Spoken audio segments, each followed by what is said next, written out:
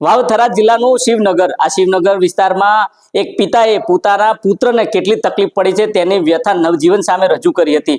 પિતાએ કહ્યું કે મારા બાળકના જે મગજ ઉપર જે ડ્રગ્સ અને વિદેશી દારૂની જે અસર થઈ હતી, આ અસર પાછળ મેં 20 થી 25 લાખ રૂપિયાનો ખર્ચો કર્યો છે, સારવાર કરી છે, સેન્ટરોમાં મોકલાયા છે અને આ સેન્ટરોમાં મોકલાયા બાદ પણ મારા જે દીકરો છે, આ દીકરાની જે તકલીફ છે, આ તકલીફ દૂર થઈ નથી। કારણ કે જે આ મારો દીકરો છે 2018 થી લઈને 2025 સુધી એમડી ડ્રગ્સ અને વિદેશી દારૂનું સેવન કરતો હતો, જેના પગલે મારી માલ મિલકત વેચી મારા બાળક પાછળ લાખો રૂપિયાનો ખર્ચ કર્યો। મારી પાસે હાલમાં કશું નથી। કેમ આ પિતાએ પોતાની વ્યથા નવજીવન સામે રજૂ કરી તેની વિગતે વાત આ વિડીયોમાં કરવી છે।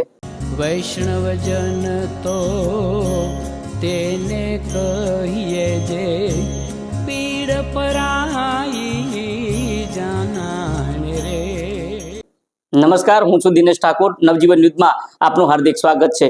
વાત વાવથરા જિલ્લાની છે। વાવથરા જિલ્લામાં એમડી ડ્રગ્સ અને વિદેશી દારૂના જે વેચાણ હતો, આ વેચાણની જે રજૂઆત હતી, આ રજૂઆત શિવનગરની મહિલાઓએ વડગામ ધારાસભ્ય જિગ્નેશ મેવાણીને કરી હતી। જોકે જિગ્નેશ મેવાણી પોલીસ મથકે પહોંચ્યા અને આક્રોશમાં આવી અને પોલીસને આ રજૂઆત કરી, પરંતુ આ પોલીસને આ જે આક્રોશમાં જે શબ્દો હતા, આ શબ્દોમાં ક્યાંક ને ક્યાંક પોલીસને કાઠું લાગ્યું, માઠું લાગ્યું, પોલીસના સ્વાભિમાનને અસર થઈ અને આખરે આ જે મુદ્દો છે સમગ્ર ગુજરાતમાં આક્રોશ સાથેનો બન્યો, જેના અનુસંધાનમાં પોલીસ પરિવારે આવેદનપત્ર આપ્યા અને કાલે જિગ્નેશ મેવાણીના સમર્થનમાં લોકો હતા, આ લોકો રોડ ઉપર ઉતરી જિગ્નેશ મેવાણીને સમર્થન આપ્યું અને સમર્થન આપતા કહ્યું કે જિગ્નેશ મેવાણીની જે રજૂઆત છે એ રજૂઆત સાચી છે, ખોટી નથી। ત્યારે બીજી બાજુ ગુજરાતના ગૃહમંત્રી હર્ષ સંઘવી સંસ્કારોની વાત કરે છે, પરંતુ તેની સામે જિગ્નેશ મેવાણીએ પણ અનેક પ્રકારના આક્રોશ વ્યક્ત કર્યો, લલકાર કર્યો, પડકાર કર્યો, કહ્યું કે જો સંસ્કારોની વાતો તમે કરતા હોય તો આખા રાજ્યમાં જે દારૂનો વેપલો થઈ રહ્યો છે,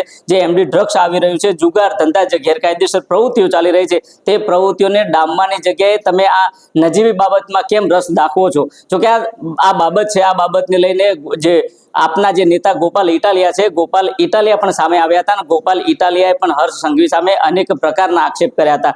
ત્યારે જે શિવનગરમાં જે એક પિતા છે, આ પિતાનો જે પોતાનો પુત્ર હતો, આ પુત્ર 2018 થી લઈ 2025 સુધી એમડી ડ્રગ્સ અને વિદેશી દારૂના રવાડે ચડ્યો અને આખરે આ એટલી હદે આ ઘર બરબાદ થયું કે આ જે પિતા હતો, આ પિતા પોતાના પુત્રની સારવાર પાછળ જમીન વેચી, જોડિયું વેચ્યું, 20 થી 25 લાખ રૂપિયાનો ખર્ચો કર્યો, પરંતુ જે તેનો પુત્ર છે, પુત્ર હજુ સુધી સ્વસ્થ થયો નથી। અને સરકારને અપીલ કરતા કહ્યું છે કે અમારે સરકારને કોઈ ટીકા ટિપ્પણી નથી કરવી, પરંતુ સરકારને બે હાથ જોડીને વિનંતી કરવી છે કે આ જે વિસ્તારમાં દારૂ વેચાય છે, જે એમડી ડ્રગ્સ વેચાય છે, તેના ઉપર પાબંદી કરવામાં આવે। જો કે આ તમામ બાબતને લઈને આ પિતા શું કહી રહ્યા છે તે પણ તમે સાંભળો।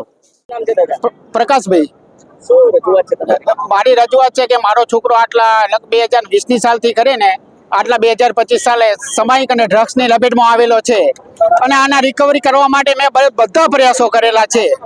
મારાથી જેટલો બન્યો એટલો મેં પ્રયાસો કર્યા છે। 20 લાખ રૂપિયા મેં ખર્ચો કરેલો છે, છતાં છોકરાની એવી સ્થિતિ છે, પણ છોકરો પાછો રિહેબ સેન્ટરમાંથી આવે અને એની સ્થિતિ થઈ જાય છે। બધો જો છોકરો એને પીવા માટે, વ્યસન માટે ચોરી પણ કરે, ઘરમાંથી ચોરી કરે, મેં મારી જમીનો વેચી નાખી, મેં 20 લાખ રૂપિયા ખર્ચો કર્યો, પણ છોકરાની કન્ડિશન એની છે। હવે આ ડ્રગ્સ અને સમાયિકમાંથી અમને મુક્ત કરો મહેરબાની કરીને, કેમ કે આવનારી પેઢી અને પરિવાર આવો ના બની શકે। જે મેં મારી વેદના છે એ બધી તમને કહું છું।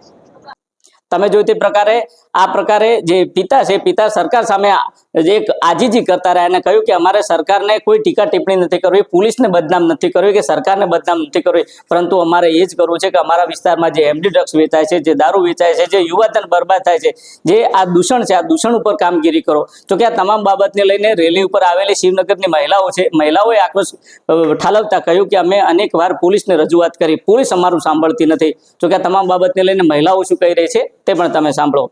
क्या नाम है और किस बात के लिए यहाँ रजूआत करने पहुंचे हैं? मैं मीरा पंसाल हूँ, मंगलोर की रहने वाली हूँ और ये हमारे हर गांव में दारू ड्रग्स के धंधे चलाए जा रहे हैं और हमें जिससे सुरक्षा चाहिए थी वो हमारी आवाज़ सुनने को तैयार नहीं है, जैसे कि पुलिसकर्मी है। और हमने बताया था पुलिसकर्मियों की कि हमारे गांव-गांव में दारू ड्रग्स के धंधे मतलब चलाए जा रहे हैं, बच्चों का भविष्य बर्बाद हो रहा है और युवाओं को ये नशे के दलदल में फंसाया जा रहा है। लेकिन पुलिसकर्मी हमारी आवाज़ को मतलब दबाने की कोशिश कर रही है और मतलब अनदेखा कर रही है सब चीज़ें। और इसलिए हम यहाँ पे आए हैं और सोशल मीडिया वालों से मैं सिर्फ यही कहना चाहूँगी कि अगर पुलिस कर्मियों में जरा सी भी वर्दी की ईमानदारी है उनमें, तो इन दारू ड्रग्स के धंधे हैं जो इनको हटाया जाए, ये अड्डे जो लगे हैं इनको बंद किया जाए। क्या कहे कि महिलाओं को ड्रग्स व दारू के सेवन से जो अपने जो पति है वो सेवन करते हैं, कितनी तकलीफें होती है? बहुत होती है, उनको मारते हैं पर उनके खाने पीने की व्यवस्था नहीं होती है, फिर वो इस शोषण में आ जाते हैं तो वो महिलाओं पे ऊपर हाथ उठाना वगैरह सब चीजें हो जाती है उनमें। सरकार का क्या अपील है आपकी? सरकार से यही कहना चाहती हूँ कि जहाँ तक हो सके इन सब चीज़ों से निकालो, बच्चों का भी भविष्य बर्बाद हो रहा है और युवा भी इस चीज़ में फंस रहे हैं, तो ये चीज़ अच्छी नहीं है। આજે રેલી લાયા કે દારૂ બંધ કરા, જીનિસભાઈ ની સાથે અમે દારૂ બંધ કરા, બસ મારે એટલું કેવું દારૂ બંધ કરાવ, ખુલ્લેઆમ જાહેરાતમાં દારૂ વેચાય છે અને મેં તો અરજી આપી પણ કોઈ મારું મોનો તૈયાર નથી અને મને દબાવવા અમે બેન આવું ના કરો કે એ તો બંધ થઈ જશે અને 2 થી 3 વખત વેચાતા મેં 2 વખત તો બંધ કર્યા ભાઈ, તો હું ના હોય તો પણ મારા ઘરથી સાઈડમાંથી ગણેથી આડે દારૂ દેવા આવે અને એમણે મને કે તમારે મને બીક નથી લાગતી, તમે હું તો મારો ધંધો છે એવી રીતના મને કહેલું અને કાલે જીનિસભાઈ વિશે રેલી કાઢવા તો બેન મને તમે ક્યાં હું મારા બાપ વિરુદ્ધ માનીશ પણ જીગ્નેશભાઈ વિરુદ્ધ નહીં જાઉં, હું રેલીમાં નહીં આવું તો કે કશું વધો નહીં બેન કે હારું, પણ એમને મને એવું લાગ્યું કે આ શુદ્ર આવું કરે છે અને એ હારા માટે જ કરે છે ને। બહુ જ પડે, બહાર જાઓ ને તો અમારા માટે મુશ્કેલ છે, રાત હોય દિવસ હોય કે એમના અમારા ઘર પાસેથી દારૂ પીને હેડતા તો મારે દેણું બી દેલા જાવું ને તો હું હેરાનગતિ થઈ જવું નહીં જવાતું એમ, અને મારા ઘર આગળ તો ઓલે વજીરગઢમાં વેચાય એટલે આખો દી પીવા વાળા અહીંયા જ પડ્યા હોય।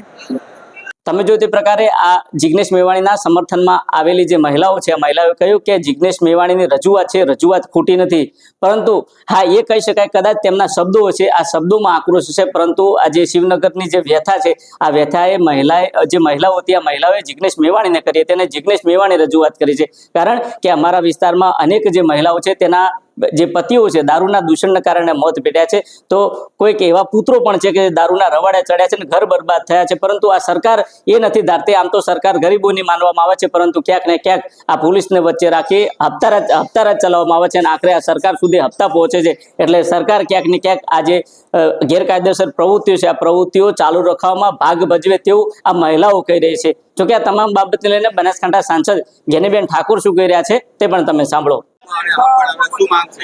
વાવથરાને સમગ્ર બનાસકાંઠા જિલ્લામાંથી સર્વ સમાજ, દલિત સમાજ ને કોંગ્રેસના આગેવાન હોય જે પોલીસ તંત્ર હોય કે બુટલેગર હોય 24 તારીખે રેલી કાઢીને આ બંધારણ બાબા સાહેબે આંબેડકરે આપેલા બંધારણમાં જે હકો આપેલા છે એ હકોને કે લોકશાહીને ક્યાંક ને ક્યાંક લોકશાહીમાં અવાજ દબાવવા માટેનું કામ કર્યું, એના સમર્થનમાં જ્યારે બંધારણને દબાવવા માટેની કોશિશ થઈ એ ન થાય એટલા માટે કરીને આજે અહીં આવેદનપત્ર આપ્યું છે। અહીંયા હજારો યુવાનો ડ્રગ્સ ને ગાંજો હોય કેફી પદાર્થોથી બરબાદ થઈ રહ્યા છે। આવનાર સમયની અંદર પરિવારો ઉપર મોટી આફતો આવવાની છે, ઘણા બધા યુવાનો સુસાઇડ કર્યું છે અને આવનાર સમયની અંદર આ ઘટનાઓ વધારે ન થાય એના માટે કરીને ગૃહ વિભાગને વહેલાસર આની સામે કાર્યવાહી થાય। આજે તમે એમ માનો કે પોલીસનું કામ કાયદો વ્યવસ્થા જાળવવાનું, બદીઓને રોકવાનું છે, બુટલેગરોના આપઘાત લઈને યુવાનોને બરબાદ કરવાનું, ઉપરથી ચોર કોટવાલને દંડે એમ રેલીઓ કાઢવાનું એમના પેલામાં નથી આવતું અને જ્યારે પોલીસ આ રીતે કરે ત્યારે હું માનું છું ત્યાં સુધી ક્યાંક ને ક્યાંક લોકશાહી ઉપર એક દબાણ વધીનું છે, એના ઉપર કલંક લાગીનું છે।